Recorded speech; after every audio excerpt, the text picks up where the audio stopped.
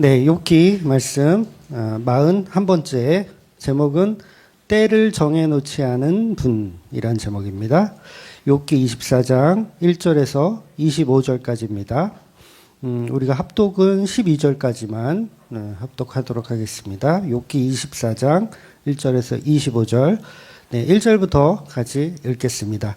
어찌하여 전능자는 때를 정해놓지 아니하셨는고 그를 아는 자들이 그의 날을 보지 못하는고 어떤 사람은 땅의 경계표를 옮기며 양떼를 빼앗아 기르며 고아의 나귀를 몰아가며 과부의 소를 볼모 잡으며 가난한 자를 길에서 몰아내나니 세상에서 학대받은 자가 다 스스로 숨는구나. 그들은 거친 광야의 들나귀 같아서 나가서 일하며 먹을 것을 부지런히 구하니 빈들이 그들의 자식을 위하여 그에게 음식을 내는구나. 밭에서 남의 꼴을 베며 악인이 남겨둔 포도를 따며 의복이 없어 벗은 몸으로 밤을 지내며 추워도 덮을 것이 없으며 산중에서 만난 소나기에 젖으며 가릴 것이 없어 바위를 앓고 있느니라. 어떤 사람은 고아를 어머니의 품에서 빼앗으며 가난한 자의 옷을 볼모 잡음으로 그들이 옷이 없어 벌거벗고 다니며 곡식 이삭을 나르나 굶주리고 그 사람들의 담 사이에서 기름을 짜며 목말라 하면서 술투를 받느니라. 성중에서 죽어가는 사람들이 신음하며 상한 자가 부르짖으나 하나님이 그들의 침상을 보지 아니하시느니라. 아멘. 네, 기독교가 말하는 복 무엇입니까? 예수 그리스도. 기독교가 말하는 복은 오직 예수 그리스도여야 하고 예수 그리스도라고 말해야 됩니다. 그래서 예수님이 이루신 그 일, 그 십자가의 그 일이 복된 소식이고 이것을 우리가 복음이라고 하죠. 그래서 예배라는 게 뭐냐면 예배라는 게 그 복된 소식을 나누는 거예요. 그러니까 우리가 예배로 모였으면 뭘 나눠야 되냐면 예수님이 이루신 그 십자가에 관해서 서로 나누는 거예요. 그러니까 십자가에 관해서 나누지 않으면 그건 예배라고 할 수가 없는 거죠. 그걸 그냥 종교생활이라고 하는 겁니다. 그래서 16세기 때 종교개혁이 일어날 수밖에 없었던 이유가 뭐냐면 예수님의 피를 교회에서 나눠야 안 나눠요. 안 나눠. 오직 성전 건축, 베드로 성당 건축, 그 다음에 우리 교회 부흥을 위해서만 하다 보니까 종교개혁이 반드시 필요할 시기가 온 거죠. 그래서 성령의 감동을 받은, 여기서 말하는 감동은 조명이에요. 성령의 조명을 받은 어떤 종교개혁자들에게 성령의 은혜로 종교개혁을 이뤄낸 것이고, 우리는 그래서 16세기에 그 종교개혁했던 그런 어떤 사상, 어떤 교리, 그런 거를 바탕으로 해서 성경을 해석하고 이해하는 거예요. 그러니까 지금도 사실은 그 16세기에 만들어진 교리를 가지고 사실은 교회가 이렇게 선포되어져야 하는 거죠. 말씀들이. 그러면 16세기 때 우리가 그러면 만들어 놓은 교리는 뭐냐라고 했을 때 이제 두 가지 크게 볼 수 있거든요. 이제 5대 강령이라고 하는 기독교의 어떤 교리가 있어요. 그래서 이걸 튤립 교리라고 하거든요. 튤립 교리. 많이 들어보셨죠? 튤립 교리가 뭐냐라고 했을 때 우리는 많이 들어봤을 거예요. 첫째가 전적 타락이에요.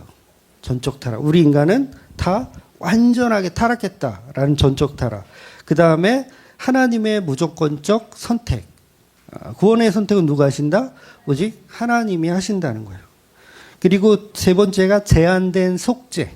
그러니까 아무나 회개하고 하나님께 돌아갈 수 있는 게 아니라 제한되어 있어. 하나님의 은혜가 있는 사람만 그 속죄에 참여하는 거예요. 그 다음에 네 번째가 저항할 수 없는 은혜. 불가항력적 은혜라고 하죠. 하나님의 은혜가 개입하려고 했을 때 인간은 그걸 거부할 수 있다 없다? 없어요. 강제로.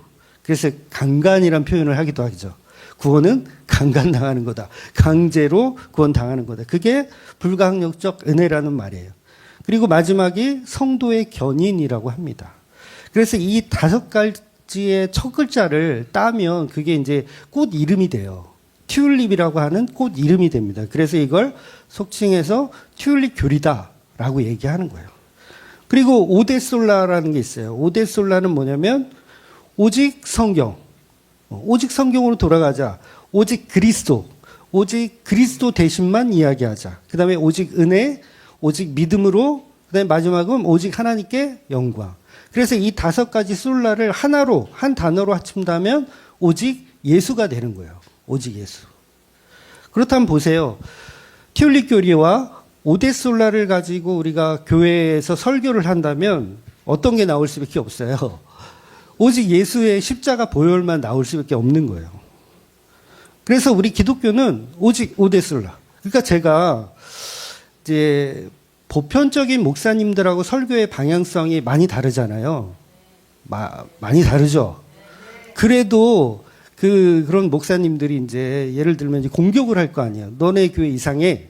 라고 했을 때 반박하지 못하는 게 뭐냐면 16세기의 교리를 바탕으로 다 설교하고 있으니까. 그러니까 제가 이상한 게 아니라 그분들이 이상한 거예요. 이해가 되세요? 그러니까 종교개혁이라는 게 뭐예요? 종교개혁은요, 말 그대로 개혁이 아니에요. 뭐냐면 개혁이 아니라 리폼입니다. 리폼. 다시 돌아가자는 거예요. 그러니까 초대교회에 이미 만들어져 놓았던 사도 바울이나 베드로나 또 이런 사람들이 만들었던 그 교리로 다시 돌아가자는 게 종교개혁이에요. 왜냐하면 잘못 왔으니까 다시 돌아가자. 그러니까 우리가 성경을 보면서 너무 잘못 가고 있어요. 그러니까 특히 이 욥기를 우리가 보게 된 이유 중에 하나가 뭐였냐면 너무 욥기를 잘못 이해하고 해석하더라는 거죠. 그러니까 욥기 그러면 막 고난, 그리고 그 고난은 우리를 통해서 정금같이 나아오는 어떤 그런 통로로 삼아 내야 되는 어떤 그런 책. 그러니까 예수님의 보혈과 은혜는 없고 예수님이 십자가에서 이루신 그 메시지는 없고 뭐만 있어요. 우리의 고통과 우리의 삶의 어떤 이 지긋지긋한 이 삶을 하나님은 반드시 복을 주신다. 어떤 복. 이제 떵떵거리고 살 수 있는 어떤 복을 주신다로 해석해 버리니까 뭐예요? 이거는 16세기의 종교개혁이 말했던 내용과 전혀 다른 방향성으로 가더라는 거죠. 전적 타락도 없고 성도의 견인도 없고 아무것도 없는 거예요. 그래서 성경의 말씀들을 가지고 예수님처럼 예수님이 이루신 그 일을 우리가 보는 게 예배고 그게 우리가 해야 할 목적이라는 거죠. 그래서 예수님의 말씀처럼 너희들은 나를 너의 구원의 도구로 삼는다. 이런 말씀을 예수님이 하시잖아요. 성경 보면서 구원의 도구로 삼는다. 그들이 바로 바리새인들이었다는 거죠. 성경을 가지고 자기 구원을 목적 삼아 종교 생활을 하는 사람들. 그러니까 복이라고 하는 이 개념 자체를 우리는 바꿀 필요가 있는 거죠. 복 그러면 다른 사람보다 서열이 높고 권위 있고 부자로 잘 사는 게 복이라고 생각하는데 그것이 복이 아니라 정말 십자가에서 이루신 그 사랑이 나한테 전해져 오는 그 소식이 나한테 들려오는 것, 그걸 복이라고 하더라는 거예요. 그러니 말씀은 계속해서 하루가 다르게 왜곡되어지고 계속해서 자기에게 적용거리를 찾게 되는 거예요. 그러니까 구원은 이미 다 이루신 예수님의 보혈로 다 이루신 내용임에도 불구하고 우리는 계속 그 복음을 훼손하죠. 그리고 그걸 내가 해야 되는 걸로 훼손하는 거. 그래서 지난주 욥기의 말 중에 23장 10절이 그 유명한 말씀이잖아요. 그러나 내가 가는 길을 그가 아시나니 그가 나를 단련하신 후에 내가 순금같이 나아오리라. 정금같이 나아오리라. 에서의 이 순금, 이 정금. 그러니까 욥은 모르고 있어요, 지금. 욥은 모르고 있지만 자신의 고난을 통해서 나올 수 있는 건 뭐밖에 없어요. 예수 그리스도가 나오는 거예요. 그러면 결론적으로 그 순금은 뭘 의미해야 돼요? 예수님이에요. 순금. 그 고난에서 나올 수 있는 건 순금인데 우리는 다 그 순금을 나의 단련된 멋진 모습, 나의 훌륭한 어떤 자아의 확장된 어떤 그 모습을 우리는 꿈꾸더라는 거죠. 그러니까 덮어놓고 무슨 고난이 왔다 그러면 전부 순금같이 나오리라가 돼버리더라는 거죠. 그러나 욥은 욥 자신이 십자가의 삶을 살고 있는지도 모르면서 그 고백을 한다는 것은 결국 예수에 대한 이야기를 성령의 은혜로 하고 있는 거죠. 나중에 알게 되죠. 지금은 모르지만. 그래서 그 고난을 순금으로 만들어내시는 분은 하나님이신 거예요. 욥의 고난을 순금으로 만들어내신 분은 하나님이셨던 거죠. 욥이 아니라. 그래서 우리가 착각하지 말아야 될 게 뭐냐면 욥이 지금 고난을 이렇게 잘 견디고 있는 게 아니에요. 이해가 되시죠? 욥이 보통은 목사님들이 욥이 고난을 잘 견뎠고 그래서 인내했고 순금같이 나왔다라고 하는데 그건 거짓말입니다. 욥은요 인내를 하고 있어요, 못해요? 못하고 있는 거예요. 못하고 불평불만만 늘어놓고 있어요. 그러니까 이건 욥의 얘기를 하고 있는 게 아니라 예수님의 십자가의 고통에 관해서 설명하고 있는 거죠. 그런데 우리는 순금을 가지고 마치 자신이 될 것처럼, 자신이 순금이 될 것처럼 착각하며 종교성을 갖더라는 거죠. 그래서 그걸 바꿔주시는 거예요. 그 인내와 그 고통을 예수로 바꿔주시는 분은 우리가 하는 게 아니라 그건 따로 있는 거죠. 하나님이라는 존재, 예수님이라는 존재가 그걸 바꿔주시는 거예요. 욥의 삶을 누가 바꿔줘요? 하나님이 바꿔주시는 거예요, 결국. 예수 그리스도를 예표한 너라고 바꿔주시는 거. 그래서 이사야서 61장 3절에 보면 제가 읽어드릴게요. 61장 3절. 무릇 시온에서 슬퍼하는 자에게 화관을 주어 그 죄를 대신하며 기쁨의 기름으로 그 슬픔을 대신하며 찬송의 옷으로 그 근심을 대신하고 그들의 의의 나무 곧 여호와께서 심으신 그 영광을 나타낼 자라 일컬음을 받게 하려 하심이라. 그러니까 전부 하나님이 바꿔주시는 거예요. 슬픔을 기쁨으로 찬송의 옷으로 바꿔주시는 분은 우리의 인내와 우리의 노력이 아니고 하나님이 그렇게 바꿔 가신다는 거예요. 욥의 인내, 욥의 노력, 욥의 참고 견딤으로 복음이 이루어지는 게 아니라 하나님이 그렇게 이끌어 가고 계시다는 거예요. 그러니까 여러분의 삶도 어떻게 하라 그랬어요? 제가 아프면 아프다고 소리도 질러보고 하나님 시장 저한테 왜 그러세요? 라고 소리도 질러보셔도 돼요. 상관없어요. 어차피 우리는 그런 존재일 뿐이에요. 인내하고 다 이렇게 다 감당해낼 수 있는 존재가 아니라는 거예요. 그건 누가 하는 거냐? 예수님이 하시더라는 거예요. 그럼에도 불구하고 그 예수님이 우리를 끝까지 버리지 않는 그 복음. 그래서 복음은 우리에게 죄 대신 화관을 씌워주시고 슬픔 대신 기쁨을 발라주시며 괴로운 마음 대신에 찬송의 마음으로 우리에게 바꿔주시는 거. 그러니까 우리가 해내는 게 아니라 하나님이 바꿔주시는 거. 그래서 욥이 스스로 믿음을 발동해서 살아가고 있는 내용이 아니라 복음에 관해서 설명하고 있는 내용이라는 거죠. 그래서 우리 성도들은 오직 십자가로 나를 완성시키시고 나의 구원을 사랑으로 알아먹으라고 얘기하는 거예요. 구원을 사랑으로. 그러니까 오전에도 그 말씀 드렸잖아요. 구원을 뭘로? 사랑으로 알아먹어라. 제발. 구원은 119 구조요원의 그 구출 작전이 아니잖아요. 그러면 나를 구출해준 그 119 구급대원님께 그냥 꽃다발 드리고 케이크 좀 보내드리고 그럼 돼요. 평생을 감사한 마음으로 살면 돼요. 그런데 구원은 그런 류의 종류가 아니라 뭐다? 사랑이다. 그 사랑을 알아야 돼요. 119 구급대원은 직업입니다. 그게. 물론 사랑이지만 그 사랑은 좀 차원이 다른 사랑이죠. 119 구급대원은 그냥 직업이에요. 그 예수님이 직업입니까? 여러분 구원하는 게? 그리고 돌아다니다가 내가 여기 사람 구원시키는 게 내 직업이니까 이게 구원해야지. 이게 아니라는 거예요. 예수님의 사랑은 창조부터 계획된 재창조까지 모든 게 하나님의 사랑으로 완성되어져 있다라는 거죠. 그래서 그 유명한 말씀, 하나님이 세상을 이처럼 사랑하사, 이거 거짓말이 아니에요. 진짜 사랑이에요. 근데 누구를 향한 사랑? 그 십자가의 보혈 안에 들어있는 교회에 관한 사랑 이야기. 이처럼 사랑하대요. 이처럼이 뭐예요?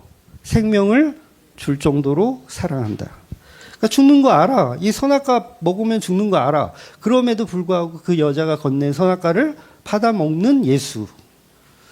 그 예수님에 관해서 욥기도 계속 이야기를 하더라는 거죠. 그래서 성도는 어떠한 상황에서도 욥과 같은 상황이라도 결국은 참고 견디게 되는데 그것은 내가 하는 게 아니라 성령의 은혜로 하더라는 거예요. 그래서 이걸 신학에서 이제 성도의 견인이라고 하거든요. 성도의 견인. 그래서 성도의 견인 그러면 이 견인이란 단어가 인내하며 참고 견디다 이런 뜻이에요. 이게 이 견인이라는 게. 그런데 신학에서는 그렇게 정하고 있지만 사실은 제가 말씀드린 자동차가 견인 자동차가 망가진 자동차를 견인해서 이게 묶고 가는 경우 있잖아요. 했을 때의 견인, 그 단어로 생각하셔도 아무 문제가 없다고 말씀드렸던 거예요. 그러니까 왜냐하면 뒤에서 묶여서 견인되어 가지고 가는 차는 뭐예요? 가만히 있으면 돼요, 그냥. 어떤 사람은 거기에 앉아서 이렇게 핸드폰도 하고 끌려가면서 핸드폰도 하고 그러시더라고요. 그러니까 이 뒤에 차가 참고 인내하고 견디는 게 아니죠. 그거는 앞에 차가 하는 거예요. 앞에 차가 참고 인내하며 견디는 거예요. 그러면 그걸 뭐라 그런다? 그게 예수님이 이루신 고난이고 예수님이 이루신 십자가예요. 그 십자가로 우리를 끌고 가시는 거예요. 끌고 가시는 거. 우리는 한 게 뭐가 있어요? 고장 나는 거밖에 없어요. 우리는 고장 나는 거밖에. 고장 안 나면 뭐예요? 견인차가 필요 없다. 아, 나는 예수 같은 건 필요 없어. 나는 나를 믿어요. 이렇게 되는 거죠. 그런데 내가 고장 났고 내가 망가진 차라는 걸 알면 누구를 의지할 수밖에 없어요?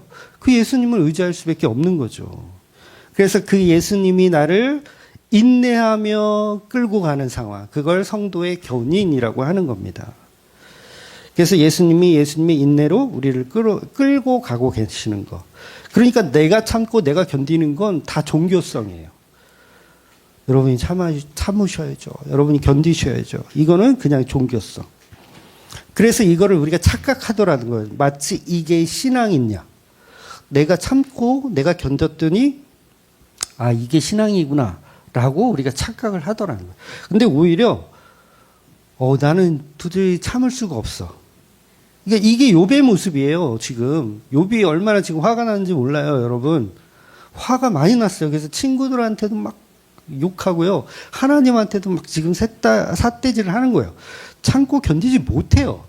참고 견디지 못하는 애를 갖다가 어떻게 해요? 하나님이 지금 견인해 가는 거예요. 견인해 가는 거. 그러니까 욥의 능력이 있어요, 없어요? 없어요. 그러니까 제발 성경 보면서 우리 욥과 같이 욥을 존경합시다. 이따위 소리를 하면 안 된다는 거예요. 욥을 존경하는 게 아니라 아, 이런 쓰레기도 하나님이 끌어가시더라. 그럼 나도 쓰레기니까 나도 하나님이 끌어가시더라. 이렇게 봐야지 이게 복음을 이해한 거죠. 금방이라도 욥은 정말 보란 듯이 죽어버릴 것 같은. 하나님 자꾸 이러면 난 죽어버릴 거예요? 이게 인내입니까? 전혀 인내하지 않는 거예요. 차라리 나를 태어나지 말게 하시지 왜 나를 괴롭게 하느냐고 이렇게 삿대질하는 욥이 무슨 인내가 있고 무슨 참을성이 있냐는 거예요. 전혀 없어요. 그래서 우리는 다 그런 존재라는 거죠. 우리는 인내할 게 없네요. 우리는 여전히 불편하네요. 이 세상에 태어난 것이 불편하네요. 정말 왜 나를 이렇게 하시나요? 라고 불평불만을 늘어낼 수밖에 없는 존재. 그래서 욥도 본문에서 참고 견디지 못하고 하나님께 계속 불평합니다. 그래서 오늘 본문도 지난주와 이제 이어서 이제 욥의 대사가 계속 이어지거든요. 계속 불평불만의 내용이에요. 그러니까 기독교는 종교성이 아니고 완전히 예수님께 맡겨드려야 되는 진리라는 거죠. 맡겨드려야 되는. 그래서 예수님은 우리 인간들을 단련시키고 싶은 생각이 없으세요. 우리가 착각하지 마세요. 욥을 단련시켜가지고 그 욥을 통해서 뭔가 인내한 거를 막 이렇게 뭐 하려는 게 아니라 그 욥 속에 누가 있기 때문에 그리스도가 예수가 있기 때문에 그 삶을 살아내는 거예요. 그래서 우리는 결과적으로 십자가가 완성되었고 우리는 십자가의 삶을 그냥 따르는 것뿐입니다. 그래서 그걸 잘못 걸렸다고 하는 거예요. 아, 잘못 걸렸다. 그래서 이걸 신학에서는 불가항력적 은혜라고 하는 거예요. 잘못 걸렸다. 불가항력적 은혜 고급스럽게 말하지만 이걸 잘못 걸렸다고 하는 거예요. 살인자가 막 지하철에서 칼 두고 막 뛰어다녀. 근데 진짜 몇 명을 죽여. 그 사람들 뭐예요? 잘못 걸린 거죠? 잘못 걸린. 구원도 똑같아요. 막 우리가 뭘 한 게 아니라 그냥 잘못 걸린 거예요. 잘못 걸린 거. 그래서 잘못 걸린 내가 나 이러니까 구원받았어요 라는 어떤 거를 자랑할 만한 게 있을까요? 없어요. 여러분 지하철에서 그런 사고로 변을 당하신 분이 잘못이 있어요? 왜 거기를 지나갔냐라고 하는 게 이게 말이 돼요? 아니잖아요. 그분 죽으신 분들은 잘못이 없어요. 잘못이 없어요. 잘못은 칼을 든 그놈한테 있는 거죠. 그러니까 구원도 똑같아요. 우리가 무엇을 잘해서 구원해 주시는 게 아니라 그냥 구원하시는 분의 영역인 거예요. 영역. 그래서 구원은 잘못 걸렸다. 이걸 불강력적 은혜라고 하는 거죠. 욥처럼 개고생하고 구원받는 분만 옳은 것이 아니에요. 여러분의 삶이 욥하고 비슷하죠. 근데 어떤 사람은 욥과는 다른 삶을 사시는 분도 있어요. 태어나서부터 사랑을 듬뿍 받고 부모님 사랑 듬뿍 받고 살아가면서도 딱히 그렇게 고난도 없어. 그냥 잘 살았어. 그리고 고난도 못 느꼈어. 그리고 사랑도 듬뿍 받고 자랐어. 원래 얼굴이 이쁜 애들은 아기 때부터 그런 얘기 듣잖아요. 너는 참 이쁘게 생겼다. 그쵸? 커서도 이쁘게 생겼다 계속 듣죠? 뭐예요? 그렇게 듣다가 자랐어. 딱히 고난이 없어. 그럼 그런 사람은 문제가 있는 건가요? 우리 기독교는 그런 사람들을, 저것들은 구원이 없는 인생이야. 고난이 있어야지 하나님께 구원받는 인생이지 라고 할 수도 없는 거예요. 잘 이해하셔야 돼요. 그러니까 고난을 자기 치장으로 삼아서는 안 된다는 거죠. 그건 하나님의 영역인 거예요. 그래서 욥처럼 개고생을 하면서 살든 아니면 지금 엘리바스처럼 오히려 막 욥을 정죄하고 엘리트 코스를 밟고 있는 엘리바스도 결국은 뭐예요? 구원 받잖아요. 결국 하나님 만나잖아요. 똑같은 거예요. 우리의 인생을 갖다가 결부시키지 마세요. 그러니까. 이 사람은 이런 인생, 저 사람은 저런 인생. 그런데 중요한 건 그냥 우리 모두 잘못 걸렸다예요. 지하철에서 죽으신 분이 있다면 그분들이 뭐 어떤 사람은 뭐 교수님도 있을 거고 어떤 사람은 그냥 막노동 하시는 분도 있을 테고 여러 가지 있을 거 아니에요. 그런데 그 삶은 전혀 상관이 없는 거예요. 그냥 잘못 걸린 거예요. 그래서 본문에 나오는 이야기들 엘리바스, 빌닷 어떤 상황이든 그리스도를 만났다는 게 중요한 거지 그 삶 때문에 그리스도를 만났다라는 건 옳은 생각이 아닌 거예요. 내 삶 때문에 예수를 만났다라고 하는 거. 간혹 우리가 그럴 때도 있거든요. 내가 고통받는 중에 있어서 하나님을 더 알게 되었다. 물론 그것도 그 사람의 어떤 간증이고 은혜지만 그게 완전한 답은 아니에요. 어떤 사람은 그런 상황이 아니더라도 불구하고 하나님의 은혜가 개입돼서 만날 수 있는 거예요. 근데 사실 고난이라는 게 태어난 게 다 고난이에요, 여러분. 네, 태어난 게. 제가 말은 뭐, 이쁨 받으면서 뭐 잘 컸다 그러는데, 그럴 인간이 사실은 없죠. 태어나는 자체가 우리는 스트레스입니다. 네, 그래서 태어날 때 머리도 없잖아요.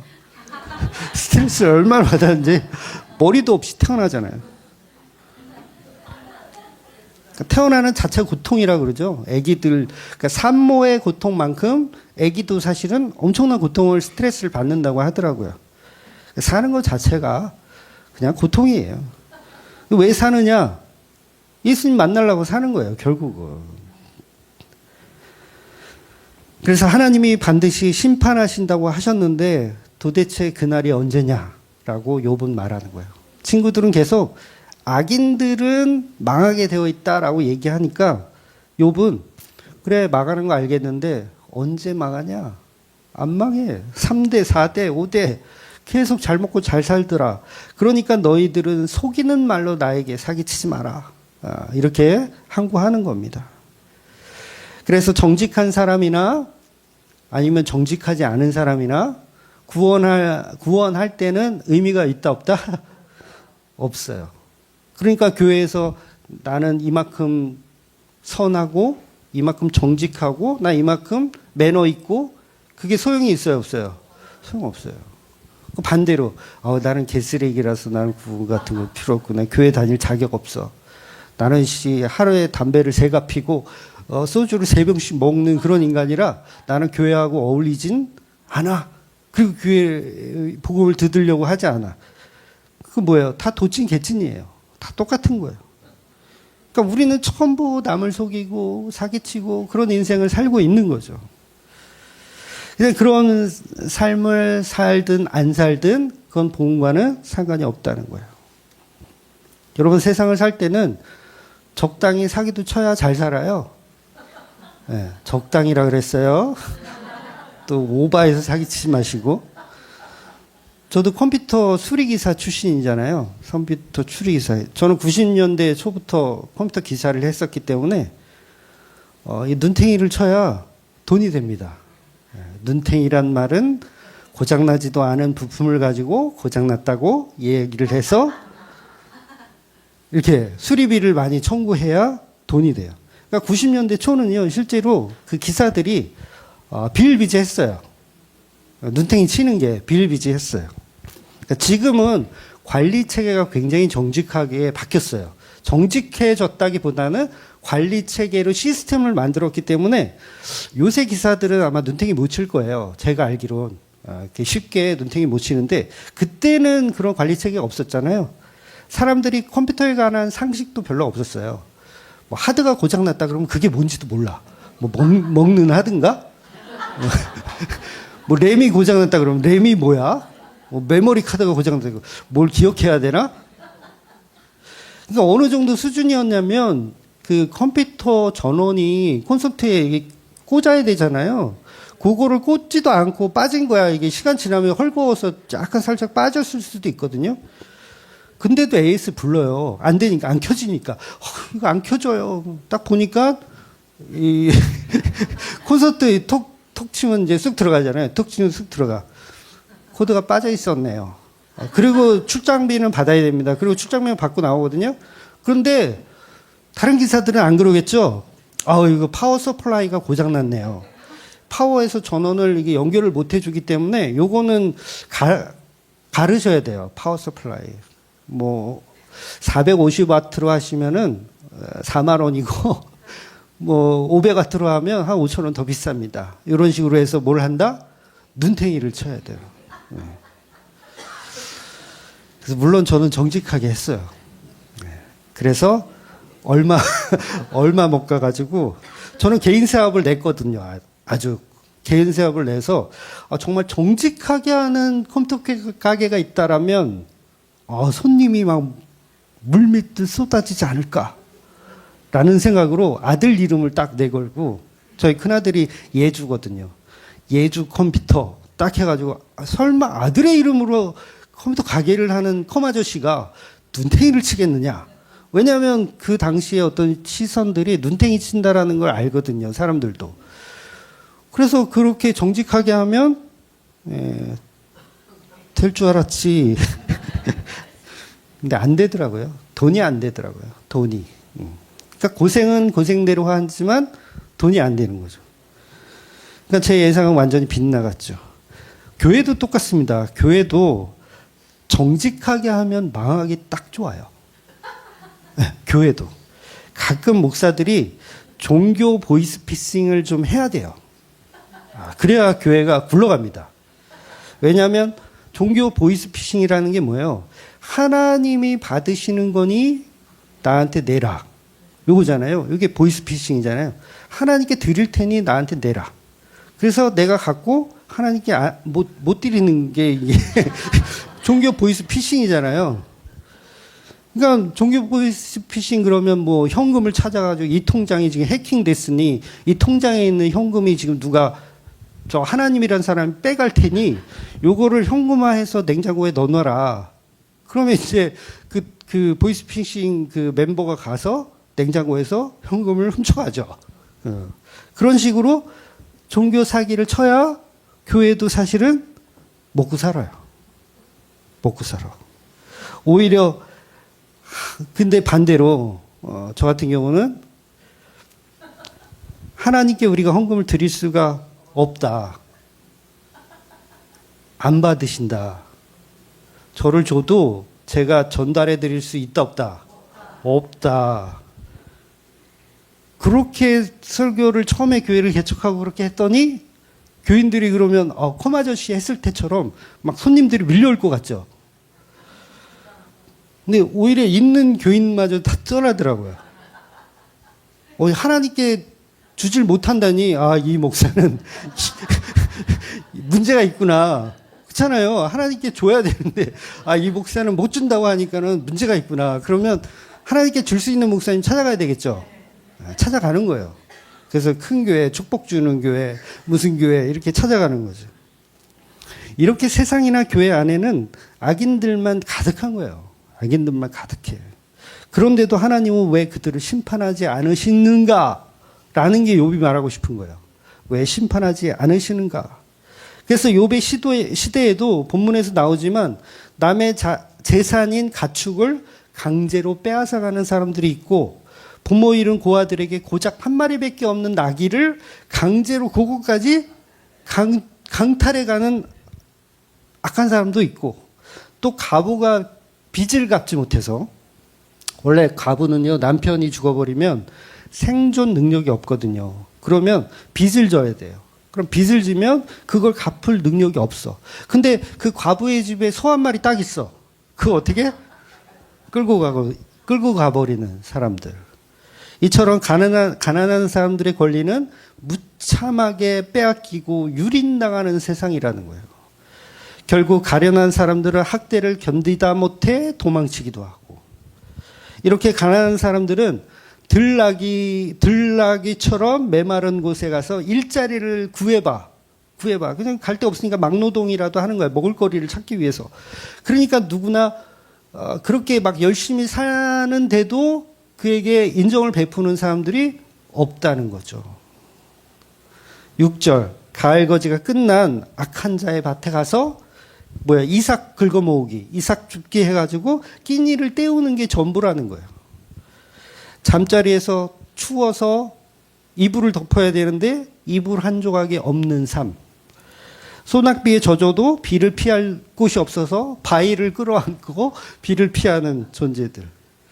아버지가 없는 아이들이 노예로 빼앗기고 빚을 갚지 못해서 가난한 사람의 자식을 또 빼앗아가고 그러니까 노예로 팔아가는 거죠.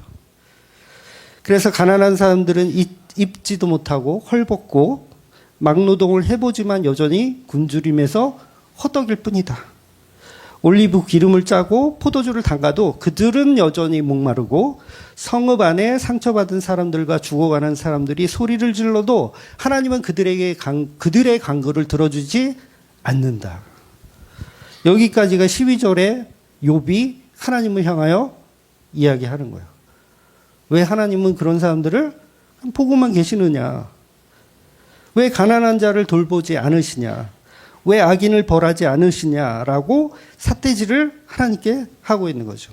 그러니까 욥이 인내하며 정금같이 나왔다는 얘기는 거짓말이에요. 거짓말. 그거는 그 문장만 딱 떼가지고 자기 써먹고 싶은 대로 써먹는 거죠. 그런데 이 전후 문맥을 연결해 보면 그 얘기가 아니라는 거예요. 그래서 13절부터는 하나님의 심판을 두려워하지 않고 온갖 만행을 저지르는 악인들을 계속해서 욥은 고발합니다. 그래서 욥은 그들을 향해 어둠의 자식이다. 이렇게 표현하는 거예요. 그래서 욥은 구체적으로 살인과 강간과 도둑질에 관해서 설명해요. 14절 보면 살인하는 자는 새벽에 일어나서 가난한 사람과 궁핍한 사람을 죽이고 밤에는 도둑질을 한다. 15절 가늠한 자는 저물기를 바라며 사람들이 눈치채지 못할 것을 생각하여 얼굴을 가리고 범행을 저지른다. 16절 도둑들은 대낮에 털집을 이렇게 봐두었다가 이제 어두워지면 벽을 뚫고 들어간다. 그러니까 이런 자들은 하나같이 밝은 한낮에는 익숙하지 못하니까 밤에 이렇게 움직이는 그런 존재들. 그래서 어둠의 자식이다. 이렇게 표현하는 거예요.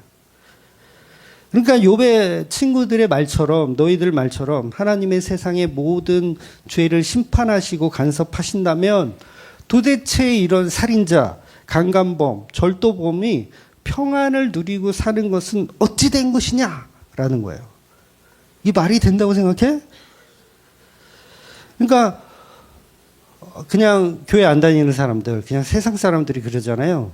하나님 있다고 얘기하면, 하나님이 있다면 세상이 왜 이렇게 돌아가? 라고 얘기하죠. 왜 이렇게 돌아가? 왜 가난한 사람이 있고, 왜 병에 걸리고 사람들이 죽고, 하나님 다 살려주셔야지. 막 그렇게 따지는. 그러니까 욥의 수준이 지금 어디까지 내려간 거예요? 세상 사람 수준도 안 되는 거예요, 지금. 이런 욥을 무슨 존경을 하고, 이런 욥을 왜 본받아요? 이렇게 지금 욥은 하나님을 향해서 삿대질을 합니다. 그런데요, 반전이 또 있어요. 18절부터 보면 욥이 완전히 다른 이야기를 또 시작해요. 욥은 제정신이다, 제정신 아니다. 제정신 아니에요. 그래서 이 제정신 아닌 욥을 설교하려니까 목사님들이 힘들어가지고 욥기 강해는 별로 안 하시더라고요.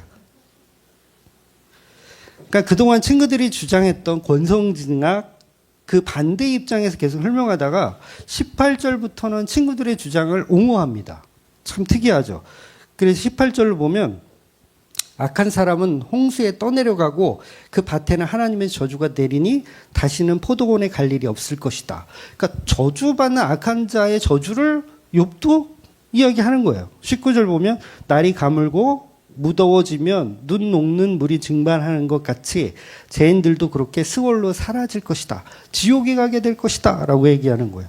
20절 그러면 그를 낳은 어머니도 그를 잊고 구더기가 그를 달게 먹는다. 아무도 그를 다시 기억하지 않는다. 악은 결국 잘린 나무처럼 멸망하고 말 것이다. 그러니까 악인들은 결국 죽어서 구더기의 밥이 된대요. 악인들은 망하게 될 거예요. 그러니까 욥이 왜 이랬다 저랬다 하죠?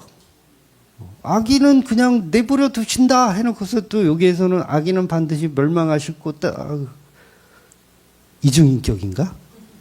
이중인격? 아니면 18절부터는 친구들의 말에 설득이 되어버려서 그렇지 악인은 멸망하는 게 맞지. 어떤 희망을 갖기로 정한 걸까요? 이 말은 그런 뜻이 아니라 인간인 나의 의견과 너희들의 의견을 동일하다는 얘기를 하는 거예요. 무슨 말이냐면 나도 세상이 권성징악으로 가고 인간보로 가는 세상이 나도 좋아. 그 얘기하는 거죠. 그러니까 저도 간혹 그러거든요. 저도 복음을 몰랐을 때는 뭐냐면 착한 사람이 천국 가는 게 그게 뭐가 나빠. 그렇잖아요. 그 다음에 악한 사람들, 막 살인자, 강간범, 막 그런 사람들은 지옥 가야 되겠죠. 천국 가면 안 되겠죠. 그거, 우리 인간인 내 모습으로는 동의하는 거예요, 그거. 동의해. 그런데 문제는 뭐냐면, 복음은 그렇지 않다는 거예요. 복음은 그렇지 않다는 거예요. 그러니까 욥이 말은 뭐냐면, 나도 인간적으로는 너희들의 말에 동의한다, 이거예요. 동의해. 나도 그게 맞지. 악한 자는 홍수에 휩쓸려서 다 죽어버려야 되는 게 맞아. 그거는 우리가 생각할 때는 그게 맞아. 그런데 문제가 뭐냐면 나의 경우는 다르다는 얘기를 하는 거예요. 이게 좀 텀이 좀 길거든요. 이 내용 자체가 이제 지금 쳇바퀴 이렇게 돌고 이제 중간에 이제 엘리후라는 인물이 또 등장을 해야 돼요. 그러면서 이제 욥의 지금 오늘 했던 이 말씀의 뜻이 이제 그때 가야 비로소 뭔 얘기를 하려는지 알게 되는데 결국은 욥이 말하고 싶은 건 뭐냐면 하나님은 나의 뜻과 다르다는 거예요. 하나님은 나의 뜻과 다르다. 그러니까 내 삶을 왜 이렇게 하고 계시는지 본인이 지금 모르겠다는 거야. 그러니까 이랬다 저랬다 하는 거예요. 그래서 제정신이에요, 제정신 아니에요? 제정신 아니에요. 그러니까 여러분도 그럴 거예요. 이랬다 저랬다 하시죠. 인내로 견뎌야지 하다가 인내는 무슨 이랬다가 또 인내로 견뎌야지. 그래서 그 말씀 드렸잖아요. 올드보이에 나오는 그 최민식처럼 막 제발 살려줘 막 이렇게 애원하다가 너 이씨 죽여버릴 거야 막 이렇게 하고 제정신이 아닌 거예요. 그런데 이 자체가 선악 판단의 생각일 뿐이라는 거예요. 욥이 생각하는 선악 판단. 근데 진리는 그 인간의 선악 판단으로 이루어져 가는 게 아니라 오직 십자가 복음만 정답으로 내놓더라는 거예요. 그러니까 욥이 지금 이 이야기를 통해서 마치 친구들의 의견과 동조하는 것처럼 표현하고 있지만 사실은 우리 인간은 다 똑같다. 그러니까 욥도 엘리바스하고 다를 게 전혀 없어요. 똑같은 죄인이에요. 똑같은 죄인이고 똑같은 쓰레기예요. 그런데 뭐라 그랬어요? 잘못 걸린 거예요. 욥이. 그러니까 엘리바스가 걸릴 수도 있었어요. 고난받고 막 이러는 거 욥이 아니라 엘리바스가 걸릴 수도 있었던 거예요. 그래서 예수님도 복음서에서 말씀하셨지만 진짜 칼을 들고 사람을 죽인 자나 내 마음으로 죽이고 싶은 어떤 누가 있어서 그 사람을 상상한 것이나 살인은 똑같다고 하시는 거야. 똑같다. 그러니 이 세상은 선한 것이 있다 없다. 선한 것이 없다. 그저 우리가 선하다고 착각을 하면 사는 것뿐이에요. 착각을 하며. 그래서 결국은 이제 27장에 가면 이제 나의 경우는 절대 아니다라고 욥이 이제 다시 고백을 하거든요. 그러니까 악인이 망하는 것은 맞지만 나의 경우는 아니었다. 결국 본문에서 욥이 친구들의 말을 인정하는 것은 현실을 인정하는 거예요. 현실. 그래, 현실은 그렇지. 악한 자가 벌을 받는 게 당연하지. 그러나 복음은 우리의 현실과 다르더라. 우리의 상식과 전혀 다르더라. 그래서 구원의 척도는 살인했느냐, 뭐 강간했느냐, 절도했느냐, 이게 구원의 척도가 될 수가 없더라는 거예요. 욥처럼 고난을 받았느냐, 엘리바스처럼 엘리트 코스를 밟았느냐, 전혀 상관이 없더라는 거예요. 그래서 24절 보면 악인들은 잠시 번영하다가 곧 사라진다. 풀처럼 마르고 시들며 곡식 이삭처럼 잘리는 법이다. 25절 내가 한 말을 부인할 사람이 누구냐? 내가 할 말이 모두 진실이라는 것에 공격할 자가 누구냐? 라고 이야기하는 거예요. 그러니까 너희가 말하는 권성징악, 인과응보 이 세상의 논리가 맞지만 복음은 다른 이야기를 하더라는 거죠. 그래서 내가 하는 말이 전부 진실이고 거짓이 없는 것 같지만 결국 욥은 이런 말들도 다 거짓임이 드러나요. 지금 본문에서 25절에서 내가 할 말을 부인할 사람이 누구냐? 막 이렇게 막 자신있게 얘기하잖아요. 내가 한 말이 진실이다. 나를 공격할 자 누구냐? 이렇게 막 얘기하지만 그게 거짓임을 밝혀내는 게 하나님이에요. 너 거짓말이잖아, 그거. 그래서 욥에게 복음이 열리는 그때를 정해놓지 않은 분. 그러니까 그때는 하나님의 작정이죠. 그때가 되면 하나님의 작정으로 악인의 흥망성쇠가 왜 그랬는지 그 모든 것이 다 십자가로 다 연결이 되는 거예요. 그러니 우리의 목적지는 우리의 삶이 어떠한가가 절대 아니에요. 우리의 삶이. 내가 엘리트 코스로 밟는 삶을 살아야 되는지, 아니야, 난 좀 고난을 받아야 되니까 나는 좀 고난받는 일을 일부러 막 하시는 분도 있어요. 진짜 어떤 분은 옛날에 문경에선가 자기가 예수님이라 그러면서 십자가에 이렇게 실제로 이렇게 막 십자가에 달리는 그런 달려서 죽었다 그랬죠. 예, 죽었다고 한 사람도 있더라고요. 그러니까 일부러 고난을 막 찾아가. 그거 아무 소용 없는 거예요. 예수님은 고난의 삶을 이야기하고 있는 게 아니라 십자가라는 예수님이 완성하신 그 사랑에 대해서 이야기하는데 우리는 계속 못 알아듣는 거죠. 마치 우리의 삶이 예수를 닮아가야 하는 삶이어야 된다고 착각을 하는 거예요. 예수를 닮아가는 게 아니라 우리는 예수를 믿는 거죠. 그래서 우리의 목적지는 내 안에 예수가 발견되어지는 거예요.